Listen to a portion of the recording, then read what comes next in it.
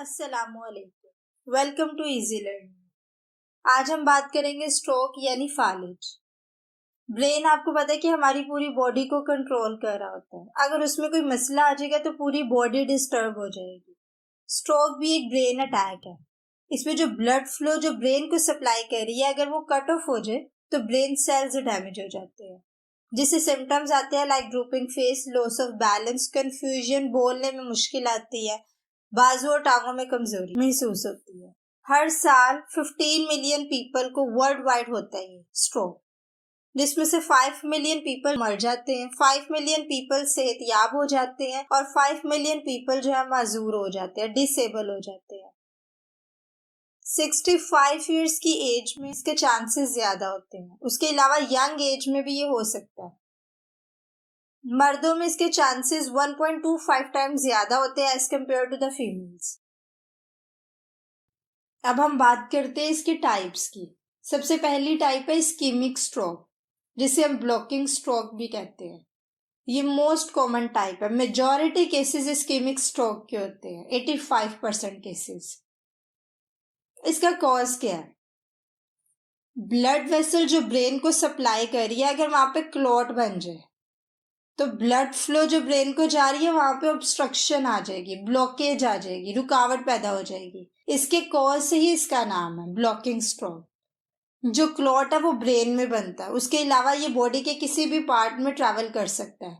Most commonly जो blood vessel नेक की है वहां पे ट्रैवल करता है। उसके अलावा ये हार्ट में भी ट्रैवल कर सकता है अगर वहां पे इरेगुलर हार्ट बीट है, एट्रियल फिब्रिलेशन है। तो फर्स्ट फ्यू आवर्स में अगर हम इसको आइडेंटिफाई कर लें कि ये ब्लॉकिंग स्ट्रोक है इसे, तो उसके लिए हम उसे थ्रोम्बोलिटिक मेडिकेशंस देते हैं। क्लॉट बस्टर मेडिकेशंस होती हैं ये, जो क्लॉट को डिसॉल्व करती हैं, क्लॉट को तोड़ती हैं। उसके अलावा जो थ्रोम्बोलिटिक थेरेपी पेशेंट्स नहीं ले सकते, उसके लिए अदर मेडिकेशंस है लाइक एस्पिरिन। इसकी सेकेंड टाइप है हेमरेजिक स्ट्रोक, जिसे हम ब्लीडिंग स्ट्रोक भी कहते हैं। ये माइनॉरिटी केसेस होते हैं इसके 15%। अगर ब्लड वेसल रप्चर हो जाए तो ब्रेन में ब्लीडिंग होने लग जाती है, जिससे स्वेलिंग हो जाती है।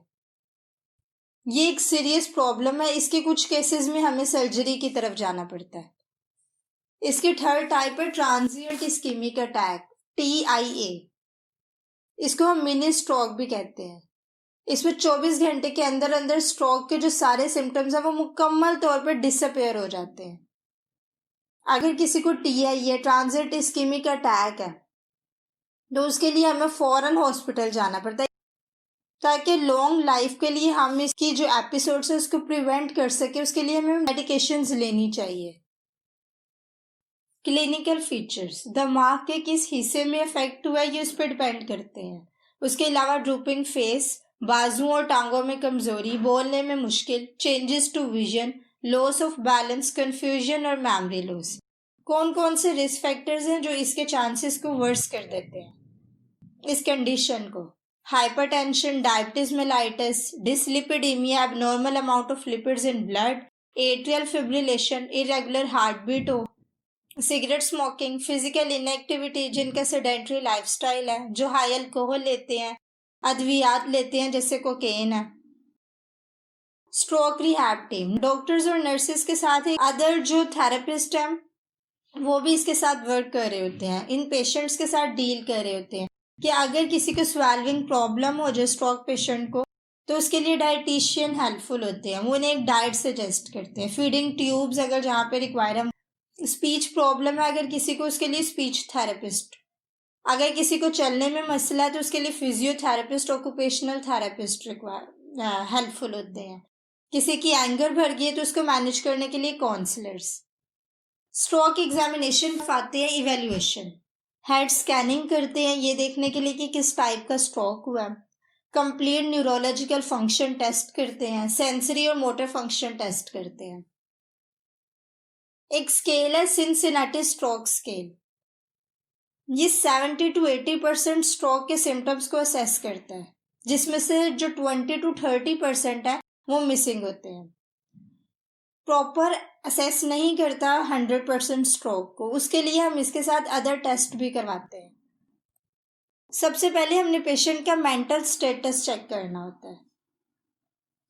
कि हम उससे उसकी टाइम, डेट और लोकेशन पूछते हैं कि कब उसे ये हुआ था, किस तारीख को हुआ था, वो कहाँ पे बैठा हुआ था जब उसे ये हुआ। ये सब हम पेशेंट से पूछेंगे। इसके बेसिक 3 मेजर कंपोनेंट्स हैं। एक है फेशियल ड्रूपिंग देखते हैं, आर्म लिफ्ट, उसकी वीकनेस देखते हैं और स्पीच देखते हैं। फेशियल ड्रूपिंग के लिए हम पेशेंट को कहते हैं, उसकी सिमेट्री देखने के लिए हम पेशेंट को कहते हैं कि वो बिग स्माइल दे। इसमें हमने उसके जो नेजोलेबियल फोल्ड्स हैं, वो जो स्माइलिंग के दौरान जो रिंकल फोल्ड्स बनते हैं, हमने वो चेक करने हैं। उसके बाद हमने उसकी अमाउंट ऑफ टीथ देखने, दोनों साइडों से सेम अमाउंट अपेयर हो रही है। जो स्ट्रोक पेशेंट होता है उसकी एक साइड ऑफ फेस जो होता है वो वेल मूव करता है, जबकि जो दूसरी साइड का फेस है वो डाउनवर्ड होता है, रिस्पॉन्स नहीं प्रॉपर कर पाता है। दूसरी चीज़ है आर्म लिफ्ट।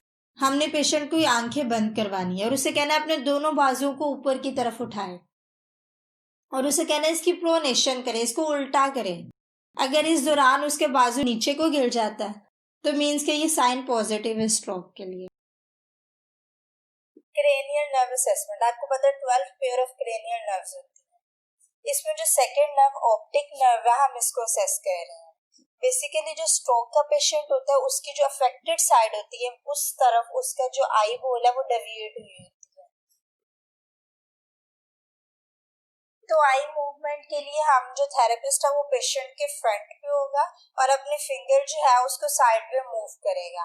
पहले जो पेशेंट है वो प्रॉपरली फोकस करेगा उस थेरेपिस्ट के फिंगर की तरफ, देन थेरेपिस्ट उसको साइड पे मूव करेगा और हमने ये चेक करना है कि आइदर उसकी जो आईबॉल है वो प्रॉपर मूव कर रही है, वो फोकस कर पा रहा है कि नहीं। अगर वो नहीं कर पा रहा तो मीन्स कि ये टेस्ट पॉजिटिव है। सेकेंड चीज है visual field test. Visual field testing में हमने क्या करना है, पेशेंट की वन आई जो होगी वो क्लोज होगी, वन आई हम उसकी बंद करवाएंगे। उसके बाद हमने क्या करना है, पेशेंट जो थेरेपिस्ट है वो पेशेंट के बिल्कुल फ्रंट होगा, एक सेंटर भी होगा, जो पेशेंट है वो थेरेपिस्ट के सेंटर पे देखेगा, लाइक नोज की तरह एक परफेक्ट पोजीशनिंग बना के। फिर थेरेपिस्ट अपने फिंगर को थोड़ा साइड पे करके तो उससे पूछेगा ये कितने हैं, 1 2 3। उसके बाद तेजी से अपनी उंगलियां हिलाएगा और उससे पूछेगा कि उसकी डायरेक्शन पूछेगा। अगर वो बता पा रहा है तो मीन्स कि ये नेगेटिव है और अगर नहीं वो बता पा रहा तो मीन्स कि ये टेस्ट पॉजिटिव है। सेरिबेलम फंक्शन टेस्ट अपर एक्सट्रीमिटी के लिए, उसके लिए फिंगर टू नोज टेस्ट है।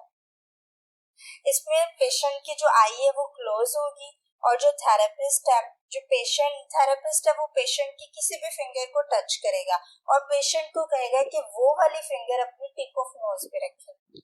अगर वो नहीं प्लेस कर पा रहा तो मीन्स कि ये टेस्ट पॉजिटिव है। सेकेंड टेस्ट होता है finger to nose to finger test, ये भी आई क्लोजिंग के साथ है।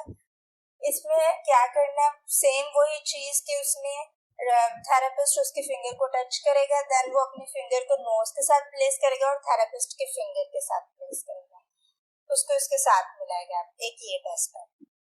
फिर हम बात करते हैं cerebellum function test lower extremity के लिए। इसमें हील टू शिन आती है।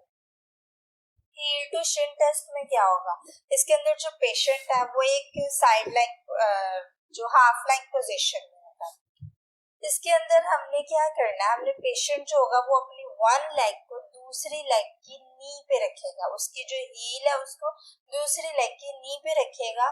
उसके बाद जो शिन बोन है उसके अलोंग उसको स्लाइड करेगा। अगर तो वो स्लाइड कर पा रहा है तो मीन्स के नेगेटिव है, और अगर वो उसको प्लेस नहीं कर पा रहा और उसको स्लाइड नहीं कर पा रहा शिन बोन के अलोंग तो मीन्स के ये टेस्ट जो है पॉजिटिव है। सेंसरी और मोटर फंक्शन टेस्ट, जो सेंसरी टेस्ट है वो आपको सेम सेंस देखनी होती है। इसमें क्या करेंगे, जो सेंसरी फंक्शन टेस्ट है इसमें पेशेंट जो है वो उसके फोरआर्म जो है उसको किसी भी फोरआर्म को टच करेगा, या लोअर के लिए मैं कहूँ तो किसी भी लेग को टच करेगा और पेशेंट से पूछेगा कि वो बताए कि उसने कहाँ पे उसको फील हुई है, जबकि उसकी आई जो होगी वो क्लोज होगी। और अगर वो बता पा रहा है तो मीन्स के नेगेटिव है और अगर वो नहीं बता पा रहा तो मीन्स के ये टेस्ट पॉजिटिव है। उसके बाद आती है मोटर फंक्शन टेस्ट। जो मोटर फंक्शन टेस्ट है उसके अंदर हमने पेशेंट जो है उसको कहना है कि अपनी लेग को लिफ्ट अप करे, ऊपर की तरफ उठाए 30 डिग्री तक। उसके बाद जो हमने इसको कहना है इसको होल्ड रखे, अगर वो होल्ड रख रहा है तो मीन्स कि ये नेगेटिव है, और अगर वो फौरन नीचे की तरफ गिर जाती है उसकी टांग तो मीन्स कि ये टेस्ट जो है वो पॉजिटिव है। असेसमेंट ऑफ मसल टोन, हमने पेशेंट के मसल टोन को असेस करना है। हम पेशेंट से पूछेंगे कि आपको कोई पेन तो नहीं हो रही है, किस साइड पे आपको अफेक्ट किया, आपको वो लिम्ब मूव करने में मुश्किल तो नहीं आ रही है, कितनी मुश्किल आ रही है, उसकी क्या टेंशन, मसल की क्या टेंशन है, आपने उसकी ROM चेक करनी है। आप जैसे लाइक अगर पेशेंट है वो कह रहा है कि आपको उसको राइट साइड का है तो आप उसकी लेफ्ट पहले असेस करके देखेंगे कि उसमें कितनी टेंशन है, उसकी ROM ठीक है, सब प्रॉपर मूव कर रहा है। लाइक अगर शोल्डर को मैं कहूँ देखना है तो आप पेशेंट की फ्लेक्शन करवाएंगे, शोल्डर की फ्लेक्शन करवाएंगे, पेशेंट के बाजू को ऊपर की तरफ उठाएंगे पेशेंट के हेड की तरफ, उस दौरान देखेंगे, फिर पेशेंट का बाजू को थोड़ा सा ऊपर उठाएंगे और छोड़ देंगे, देखेंगे कि वो होल्ड कर पा रहा है। फिर यूं ही हम टांग उसकी लेग को असेस करेंगे, हम पेशेंट की मीडियल लेटरल हिप की रोटेशन करवाएंगे, हम पेशेंट को फ्लेक्शन करवा के थोड़ी सी एबडक्शन के पर लेके जाके फिर हम उसकी फ्लेक्शन करवा के देखेंगे। उसके अलावा हम पेशेंट की इंटरनल और एक्सटर्नल रोटेशन करवाएंगे। देन वही बात कि आप लेग को थोड़ा सा ऊपर उठाओगे और फिर छोड़ दोगे, ये देखने के लिए कि वो उसको होल्ड कर पा रहा है। देन आप आएंगे उस साइड पे, राइट साइड का उसको था, फिर राइट साइड को असेस करेंगे, वही टेंशन चेक करेंगे और इसकी ROM चेक करेंगे। देन आप बोथ लेग्स, बोथ लिम्स जो है उसको एक दूसरे के साथ कंपेयर करके चेक करेंगे कि किसकी रोम और टोन, उसकी रेंज ऑफ मोशन और उसकी टोन जो है उसको आप कंपेयर करेंगे। अब हम बात करते हैं ट्रीटमेंट की। अर्ली ट्रीटमेंट जो है वो सिम्टम्स को रिवर्स कर देता है। अगर आपको लग रहा है कि एक पेशेंट है वो स्ट्रोक को एक्सपीरियंस कर रहा है तो हम फौरन जो है इमीडिएट मेडिकल सपोर्ट के लिए फास्ट को यूज़ करते हैं। F यानी फेस स्माइल, पेशेंट को कहते हैं कि स्माइल करके दिखाए। हम देखते हैं, जैसे हमने पहले भी बात की है, कि हम पेशेंट की फेस स्माइलिंग देखते हैं कि उसकी दोनों साइड्स प्रॉपर रिस्पॉन्स कर रही है कि नहीं। फिर हम उसकी आर्म्स वीकनेस देखेंगे, उसके अलावा हम उसकी स्पीच देखेंगे कि स्लर स्पीच तो नहीं हो रही है, और अगर ये तीनों सिम्टम्स अपेयर हो रहे हैं तो then fourth one is time, यानी इमरजेंसी कॉल कर देंगे। स्ट्रोक का पेशेंट, अब हम बात करते हैं स्ट्रोक पेशेंट पोजीशनिंग।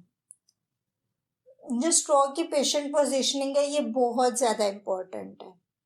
अब एक पेशेंट है वो बेड रिडन है, अब हम उसको अगर एक ही साइड पे वो लेटा रहेगा इस तरह तो उसके बेड सोर्स कॉन्ट्रैक्चर्स इसके चांसेस बढ़ जाएंगे, और अगर ये चांसेस बढ़ गए तो ये इस कंडीशन को मोर वर्स कर देंगे। तो हमने इसकी पोजीशनिंग के बारे में बहुत केयरफुल रहना है।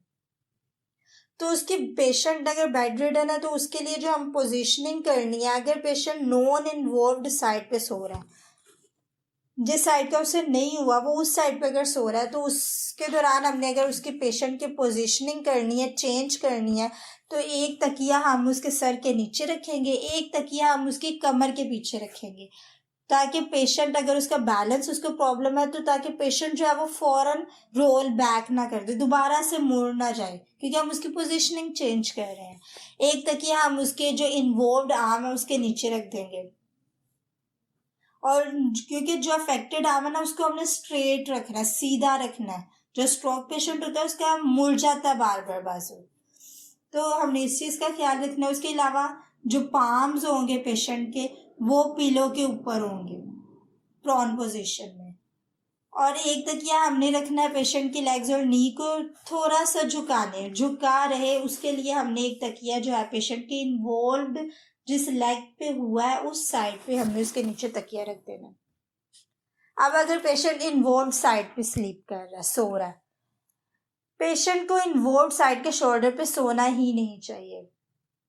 पेशेंट को हाफ सुपाइन पोजीशन में और हाफ साइड लाइन पोजीशन में सोना चाहिए। अब पेशेंट उस कंडीशन, इस पोजीशन में, तो उसके लिए हम एक तकिया उसकी बैक के पीछे रखेंगे ताकि वो उस पोजीशन को अचीव कर ले, एक उसके सर के नीचे रखेंगे और एक तकिया हम उसके दोनों टांगों और नीज के दरमियान में रखेंगे।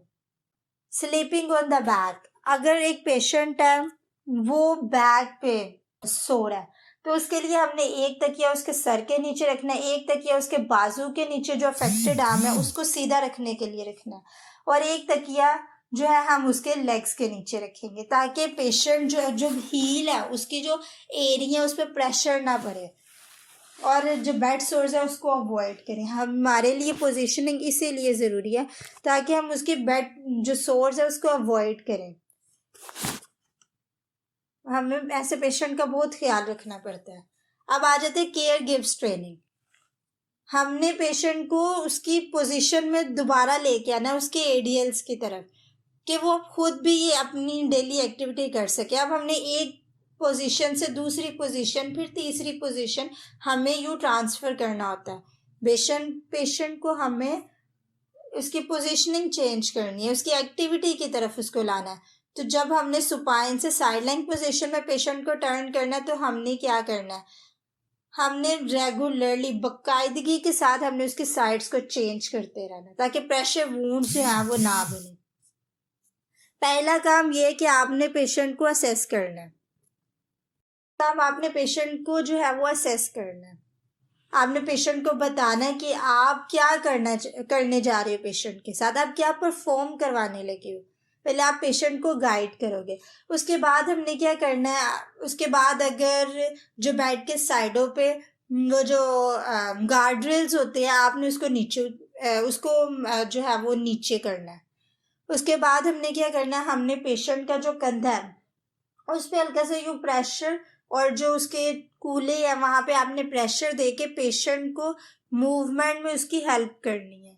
उसके बाद आपने जो अपना हाथ है उसको आपने पेशेंट के जो कंधे की बैक साइड है वहाँ पे आपने यूं थोड़ा सा उसको सहारा देना है।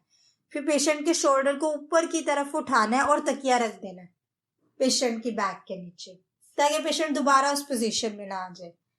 और फिर इस तरह क्या होगा, पेशेंट उस पोजीशन में मूव कर गया, फिर आप पेशेंट के टांगों के दरमियान में एक तकिया रख देंगे और जो उसके बाद वो जो चादर होती है आप थोड़ा सा उसको यूं खींच के ऊपर की तरफ करते हैं ताकि पेशेंट जो है वो बेड के सेंटर की तरफ आ जाए।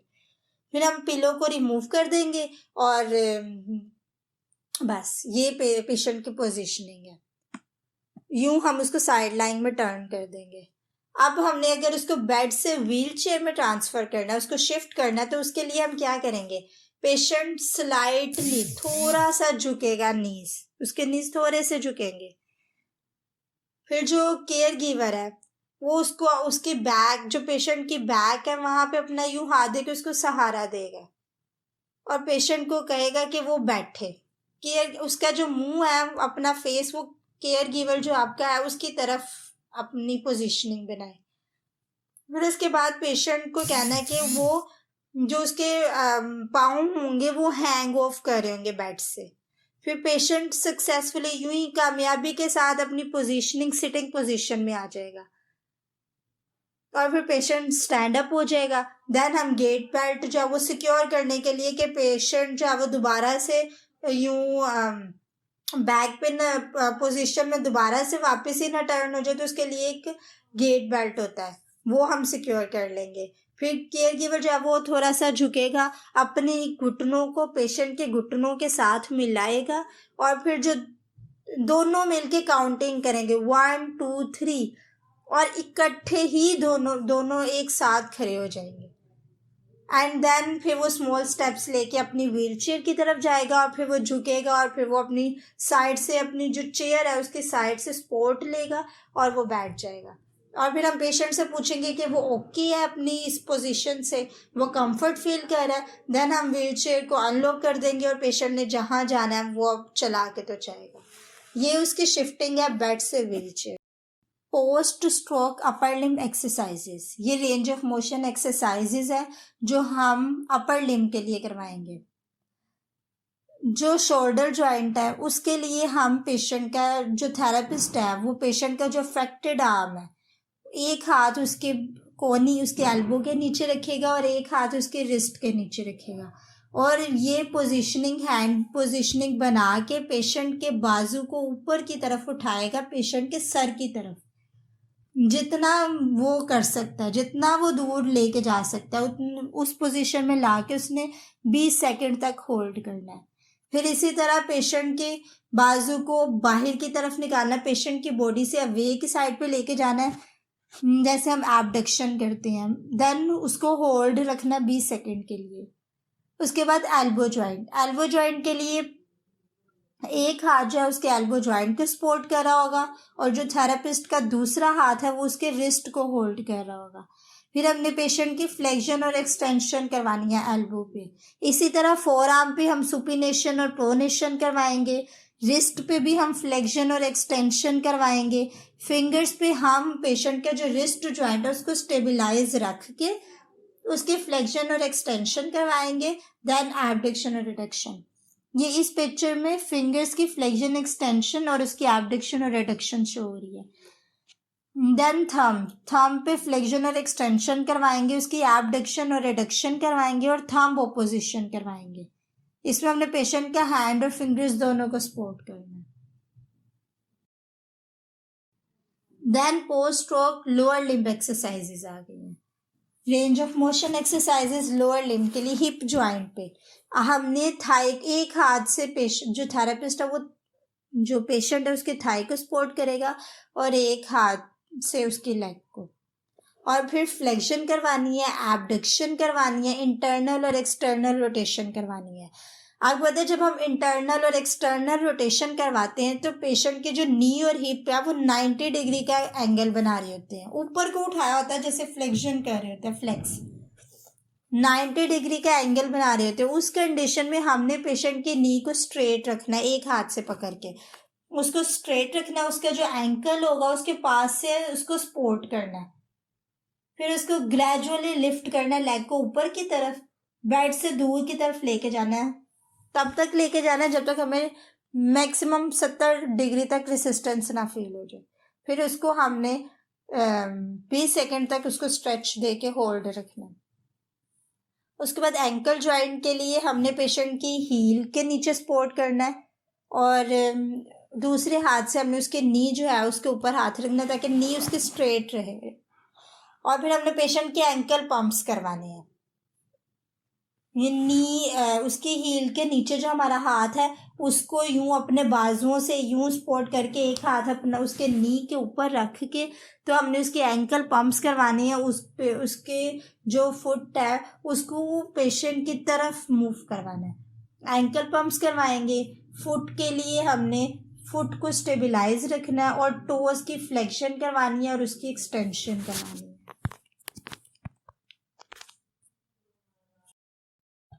Thank you so much. यहाँ पे ये लेक्चर खत्म हुआ। अगर आपको ये लेक्चर पसंद आया हो तो इसको शेयर, सब्सक्राइब एंड लाइक करना मत भूलिए।